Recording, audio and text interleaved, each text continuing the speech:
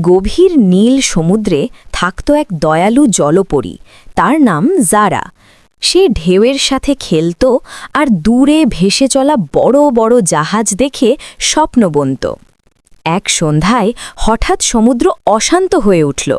আকাশে কালো মেঘ, ঢেউগুলো ভয়ঙ্কর হয়ে উঠল। ঠিক তখনই একটি যাত্রীবাহী জাহাজ পথ হারিয়ে ফেলল। ইঞ্জিন বন্ধ, সবাই ভয়ে কাঁপছে। যারা সবকিছু দেখে আর দেরি করল না। সে ধীরে ধীরে তার মিষ্টি কণ্ঠে জাদুর গান গাইতে শুরু করল। তার গানে ঢেউ শান্ত হল, বাতাস থেমে গেল। তারপর যারা তার লেজের আলো জ্বালিয়ে জাহাজের সামনে ভেসে উঠল। আলো দেখে ক্যাপ্টেন বলল, ওই আলো অনুসরণ করো। যারা জাহাজটাকে নিরাপদ পথ দেখিয়ে শান্ত বন্দরে পৌঁছে দিল। সবাই বেঁচে গেল। দূর থেকে যারা হাসল আর আবার গভীর সমুদ্রে ফিরে গেল।